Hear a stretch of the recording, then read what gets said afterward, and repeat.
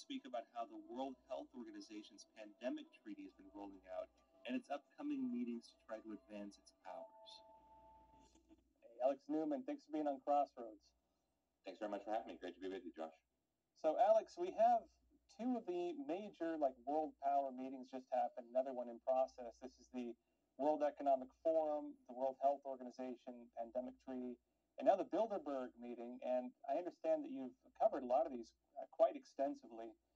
And I want to talk to you about kind of what is being said at these meetings, what's actually going on with them. Is it, are people just being conspiracy theorists thinking there's something nefarious? What's happening? Let's start by talking about the World Health Organization meeting, because a lot of the news reports were that basically the World Health Organization was going to get powers to, basically manage local politics on pandemics. What happened with that meeting? Well, one of the interesting things about the World Health Organization is it's incredibly opaque. It is very, very difficult to find out exactly what happened, and that's by design. They do that on purpose. They don't want reporters in there snooping around and figuring out what's going on. But I did talk to the State Department. I did talk to the World Health Organization's communications people, and I interviewed a lot of people who were following this closely. In fact, I just published an article at the epochtimes.com, and I think it'll be in the print issue about what happened. And it seems like the Biden administration had submitted a slate of 13 amendments for consideration earlier this year. And those amendments would have really empowered the WHO and especially the Director General quite significantly. I think the biggest change would have been that the World Health Organization's Director General would not need the consent of the nation or the government being targeted to declare a pandemic or a health emergency of international concern. And the implications of that would have been quite significant, because when the WHO makes those kinds of declarations, the wheels start turning on a whole range of things. And I mean, on the extreme end, we see things like we saw in the Ivory Coast during the Obama administration, where under the leadership of Margaret Chan, very, very friendly with the Communist Party of China, the WHO declared a pandemic that was going on in Western Africa, and the Obama administration actually sent troops to go help enforce what really I think can only be described as medical martial law there. And so that was with the consent of the government. Now, what would happen if those types of things could happen without the consent of the government? Well, we know that the people running the WHO are not exactly liberty-minded, Constitution-respecting American citizens. The current chief, Dr. Tedros Ghebreyesus, is a very close ally of Communist China. He was actually on the Politburo of an ethno-Marxist terrorist organization, the Tigray People's Liberation Front, and then he served as the right-hand man for really a very brutal dictator in Ethiopia. So these powers would be very dangerous. Now, they did get dealt a defeat, a temporary setback, if you will, at the WHO meeting. Some of the African governments, some of the South American, especially the Brazilian government, really resisted, as I understand. But, and this is the main point of the article that I wrote, these people are not going away. It's not like, oh, we lost, and so I guess we'll just go back home and we'll do something different. Absolutely not. I talked to Dr. Francis Boyle. He's a professor of international law at the University of Illinois. He actually wrote the implementing legislation for the Biological Weapons Convention passed unanimously by Congress. And what he said is he thinks they're going to just try to roll these amendments into the International Pandemic Treaty that they're going to be working on this summer. And several other experts that I spoke with said even if they can't get it into the pandemic treaty, they're going to try. And if they can't, they'll just be resubmitting similar amendments in September when the next round of amendments is due. So the threat is definitely not over, Josh, and I think this very clearly is an attack on the national sovereignty of nations and the ability of peoples to govern themselves. Yeah, crazy stuff. One question I was getting from a lot of my viewers was, well, can't the United States block this? Won't the United States, how can they enforce the United States? And I was actually shocked to see that a lot of the really bad amendments actually came from the Biden administration, including the one that would allow them to basically bypass local governments in different countries in order to declare pandemics, and also removed any need to have an official, evidence-based declaration where Tedros could basically just declare things based on whatever information he wanted. Those actually came from the Biden administration. I was shocked to see that. Now, I know these African nations, Brazil, this that we know of.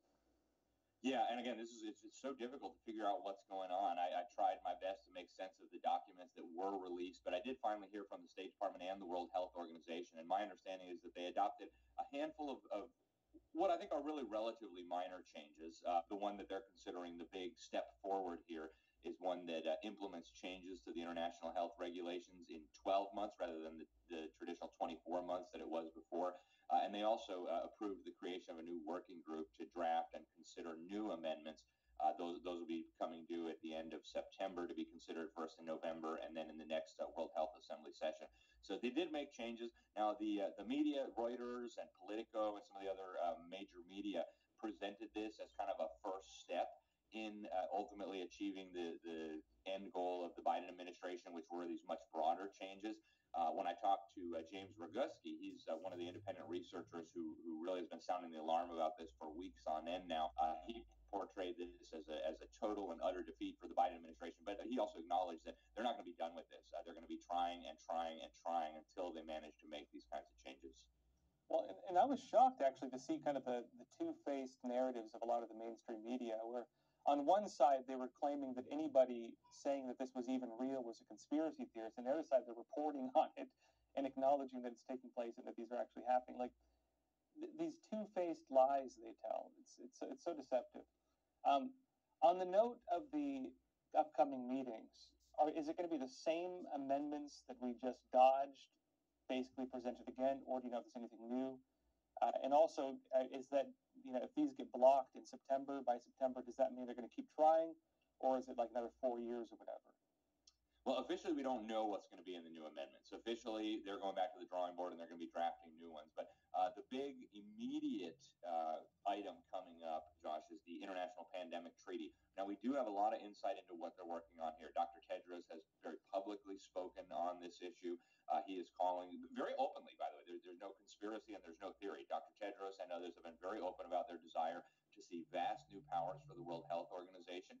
They want to become the central coordinating mechanism for all international health issues. And so they've said explicitly they would like to have the ability to sanction nations that don't cooperate with the WHO agenda. Dr. Tedros has talked about that. They've talked about their battle against misinformation.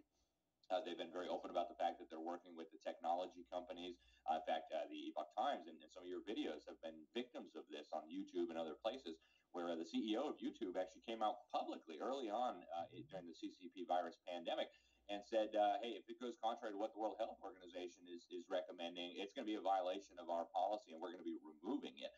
So they've been very open about their desire to entrench these things. And that's going to be the big one. In fact, the World Health Organization put together what they call an independent panel for pandemic preparedness. This was chaired or co-chaired by Helen Clark, the former Prime Minister of New Zealand.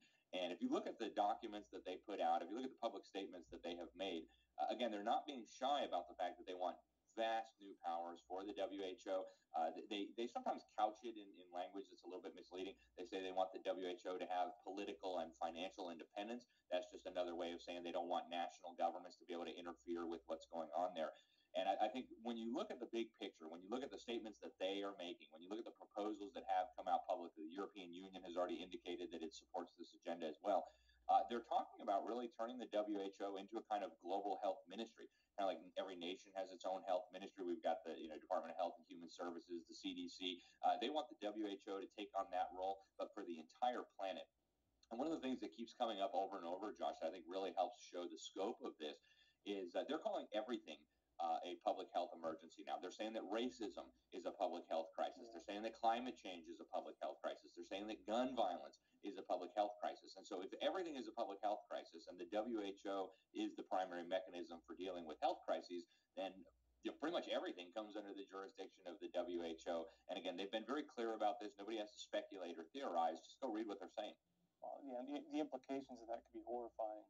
Not to mention that even in the United States, they started up this new Office of Environmental Justice, I believe, also to the health department. So if they can talk about environmental justice, actually briefly, if you tell us, because I understand this has all these weird race implications as well. They're basically just what you said. They're trying to expand health crisis to basically be a target on anything that's not Marxism. That's what it looks like. It's wild. That's exactly what it is, Josh. I tell people anything that they don't like, any institution that they want to tear down. They simply just refer to it with the magic word racism, or white supremacy or systemic racism, and suddenly that institution, basically any institution that they don't control, becomes a target. And so we're seeing now multiple states moving forward with this idea that racism is a public health crisis. And of course, today, in the minds of these people, racism means something very, very different than it did just 5 or 10 years ago. The idea of hating a person for their